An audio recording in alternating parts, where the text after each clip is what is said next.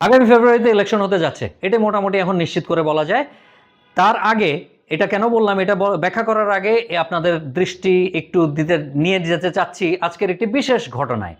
আজকে দুইজন উপদেষ্টা আসিফ মাহমুদ সবজি ভুইয়া এবং মাহফুজ আলম দুজনেই তাদের পদত্যাগপ্রাপ্ত পত্র জমা দিয়েছেন প্রধান উপদেষ্টার কাছে, সংবাদ মাধ্যমে যা জানতে পারলাম। এবং এই রেজিগনেশন করা শুরু করবে যখন তফসিল ঘোষণা করবে, অর্থাৎ তফসিল ঘোষণার সাথে সাথে এই রেজিগনেশন তার মানে অবস্থানকে নিয়ে নিবে, অর্থাৎ তাদের রেজিগনেশন অ্যাকসেপ্টেড হয়ে যাবে। এবার আসি আসিফ মাহমুদ সজীব ভুইয়া এবং মাহফুজ আলম সম্বন্ধে সারা বাংলাদেশে যে পারসেপশন আছে, একটা পারসেপশন আছে যে নৈতিকভাবে তাদের ইলেকশনে আসা উচিত না।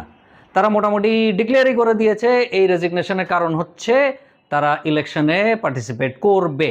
এবং বিভিন্ন ধরনের ধ্যান ধারণা আছে, অনেকে বলছেন যে তারা এনসিপি যেসব এলাকাতে বেশি বাজেট দেওয়ার কথা বলেছে সেখানে বাজেট দিচ্ছে, আবার বিএনপির মাধ্যমেও ইলেকশন করবে, এই ধরনের কথাবার্তাও আছে। যাই হোক, ওইটা অন্য প্রসঙ্গ হচ্ছে তাদের নীতি নৈতিকতা নিয়ে অনেক প্রশ্ন আছে।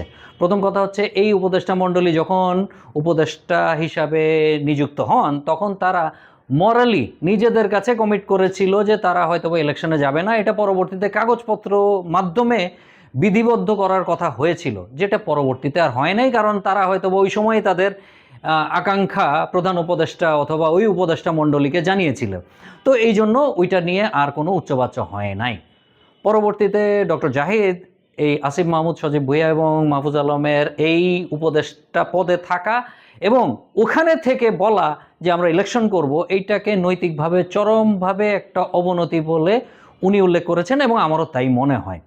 একজন উপদেষ্টা তার সমস্ত পাওয়ার রোল করে ঠিক ইলেকশনের 2 মাস আগে রিজাইন করবেন, এটা অ্যাকসেপ্টেবল না। যাই হোক, এটা হলো গিয়ে নৈতিক দিক থেকে তাদের অবস্থান। আর দুর্নীতি তো তাদের নামে যেই পরিমাণ স্টোরি আছে সেগুলা সরাসরি তাদের গাড়ে না গেলেও তার সেক্রেটারি, আসিফের সেক্রেটারি এখনও দুদকের ইয়েতে লেফট রাইট করতেছে, তার নামে 400 কোটি টাকার লোপাটের এনকোয়ারি চলছে। তো এখন ঘটনাটা হচ্ছে যে সেক্রেটারি কি মন্ত্রী মহোদয়ের ইচ্ছার বাইরে কিছু করতে পারে? আরেকবার সাংবাদিক ইলিয়াস বলেছিল তার একটা চ্যানেল এই মুহূর্তে বাংলাদেশে আছে, সেইটা নিবন্ধন করার জন্য মাহফুজ আলমের দপ্তর থেকে 1 কোটি টাকা চাওয়া হয়েছিল। এটা আমার কথা না, ইলিয়াস হোসেন তার নিজে তার ইউটিউব চ্যানেলে এই কথা বলেছেন। তো ইলিয়াসের মতো যে কোনো সময়ে যে কোনো লোকের চেহারা উন্মোচন করে দিতে পারে, এই ধরনের লোকের কাছে যে 1 কোটি টাকা চায়, বাকিদের কাছে কি চাইছে একটু হিসাব করে দেখেন। সো এদের নীতি নৈতিক অবস্থান নিয়ে আমার কোনো কনফিডেন্স নাই, অন্যদের থাকতে পারে।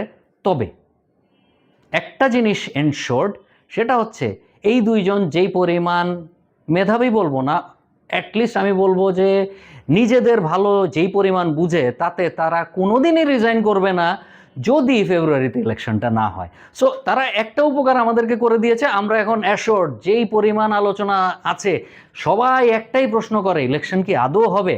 আজকে আমি লিখে দিতে পারি এবং সবার কাছে মেসেজ দিতে পারি ইলেকশন ডেফিনেটলি হচ্ছে, আদারওয়াইজ এই দুই উপদেষ্টার রিজাইন করার কথা না।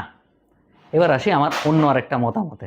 তারা যদি স্বতন্ত্র থেকে ভোট করে কিছু বলার নাই, তাদের ব্যক্তি স্বাধীনতা। কিন্তু কোনো পার্টি যদি তাদেরকে অ্যাফিলিয়েট করে, এটা ওই পার্টির জন্য ন্যাক্কারজনক ঘটনা হবে, কারণ নৈতিক এবং অন্যান্য দিক থেকেও তাদের অবস্থান খুব পরিষ্কার নয় এবং করাপশনের সাথে জড়িত, এটা মোটামুটি বোঝা যায়। এটা বোঝার জন্য রকেট সায়েন্স জানা লাগে না, আর তাদেরকে খুব ভালোভাবে চেনারও প্রয়োজন নাই। তাদের বিরুদ্ধে যে পরিমাণ এলিগেশন আছে এবং তার উত্তরে তারা যেসব উত্তর দিয়েছে সোফার, ওগুলা কোনোভাবেই কনভিন্সিং নয়। যাই হোক, আমার কনস্টিটিউয়েন্সিতে যদি তারা ভোট করে, definitely I will go, never vote them for sure.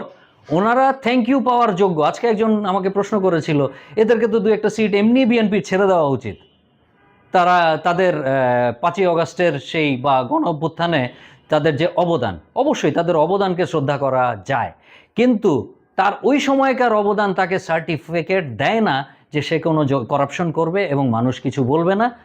দেশের আইন তো নিশ্চুপ এখন অনেক ক্ষেত্রেই, দেশের আইনও তাদেরকে কিছু বলছে না। আসসালামু আলাইকুম।